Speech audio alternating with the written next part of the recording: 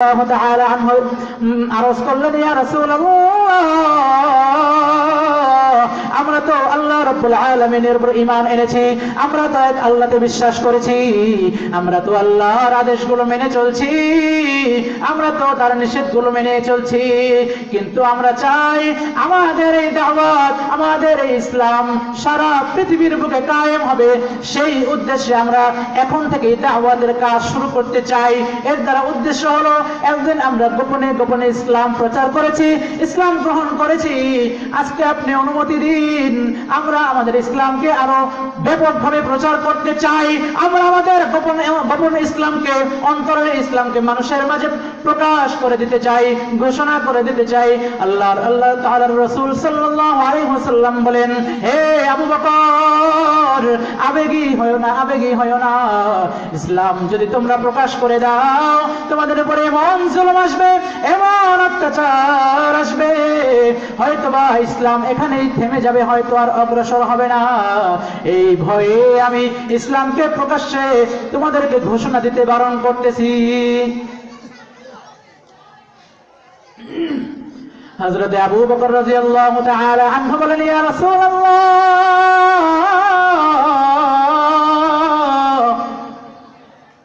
যত জুলুম আর নির্যাতন আমাদের উপর আসবে, আমরা জুলুম সহ্য করতে রাজি আছি,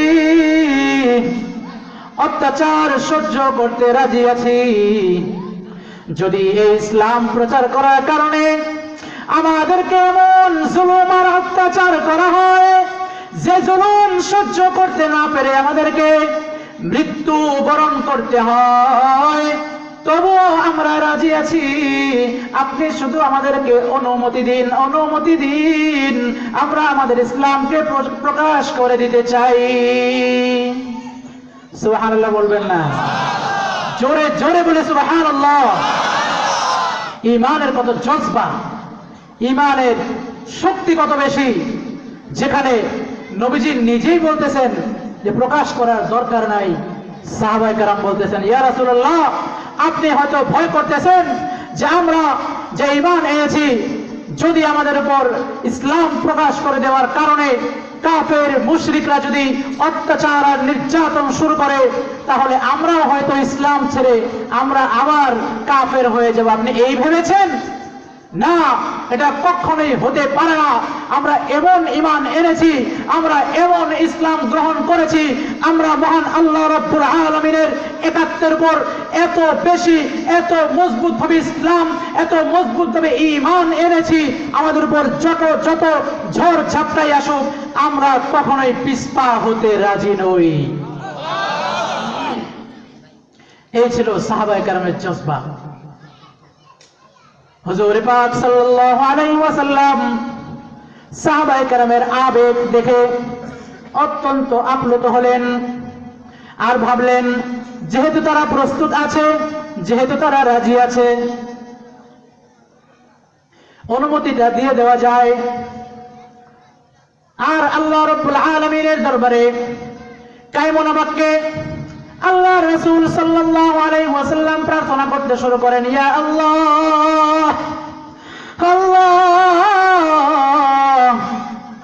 মুসলমানদের সংখ্যা অত্যন্তই নগণ্য, মাত্র ৩৯ জন মানুষ ইসলাম গ্রহণ করেছে, অথচ গোটা পৃথিবীর যত মানুষ আছে সকলেই ইসলামের বিরুদ্ধে। আফতাবে নবুয়তের এই সূর্যকে তুমি এত তাড়াতাড়ি নিভিয়ে দিও না।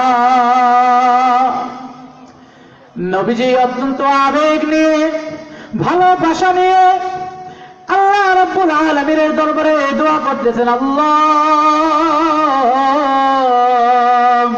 আফতাবে নবুয়তকে এত তাড়াতাড়ি আপনি ডুবিয়ে দিবেন না। আপনি আমাকে আদেশ করেছেন ইসলামকে সারা পৃথিবীর বুকে ছড়িয়ে দেওয়ার জন্য।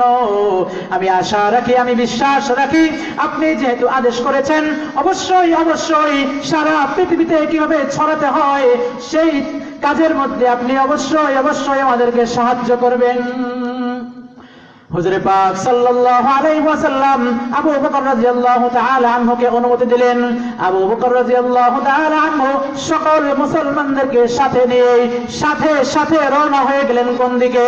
বলে সাথে রওনা হয়ে গেলেন কাবা শরীফের দরবারে। কাবা শরীফের দরজার সামনে দাঁড়াইয়া হযরত আবু বকর রাদিয়াল্লাহু তাআলা আনহু ইসলামের সর্বপ্রথম খুতবা পাঠ করতে শুরু করেন। তিনি প্রথমেই আল্লাহ রাব্বুল আলামিনের প্রশংসা করেন, নবুয়তের সাক্ষী প্রদান করেন এবং সমগ্র আরববাসীকে উদ্দেশ্য করে চিৎকার করে ঘোষণা করে দেন, আমানতু বিল্লাহি ওয়া রাসূলিহি। বলেন সুবহানাল্লাহ। আমরা ঈমান এনেছি। আমরা হতে পারি গুটি সংখ্যক কয়েকজন লোক, কিন্তু আমাদের ঈমানের মজবুতি অনেক বেশি, আমাদের ঈমানের শক্তি অনেক বেশি। আমরা এত অল্প সংখ্যক লোক বলে আমরা ভয় পাই না।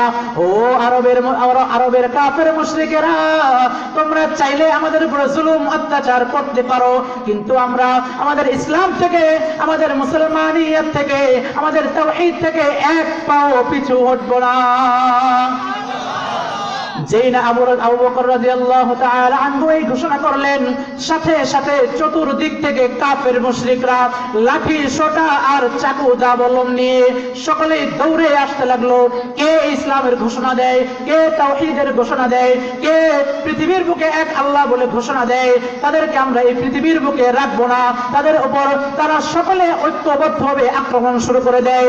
এক দিক থেকে পিটাতে শুরু করে। সাহাবায়ে কেরাম রক্তে রঞ্জিত হয়ে যায়। সাহাবায়ে কেরাম দিক ছোটাছুটি শুরু করে দেয়। হযরত আবু বকর রাদিয়াল্লাহু তাআলা আনহু কুরাইশদের মাঝে কি পরিমাণ সম্মানিত ব্যক্তি ছিলেন। হযরত আবু বকর রাদিয়াল্লাহু তাআলা আনহু এত বেশি ন্যায়পরায়ণ আর সম্মানিত ব্যক্তি ছিলেন, যখনই কোনো কাফের মুশরিক, যখনই কোনো ব্যক্তি তারা জুলুমের শিকার হতো, মজলুম হতো, তাদের ন্যায় বিচারের প্রয়োজন হতো, তখন তারা চিন্তা করত, কার নিকট গেলে আমি সঠিক বিচার পাবো, কার নিকট গিয়ে আমি বিচার দিলে আমার বিচারের সঠিক ফয়সালা আসবে। এই চিন্তা করলেই তাদের মাঝে সর্বপ্রথম যে নামটি চলে আসতো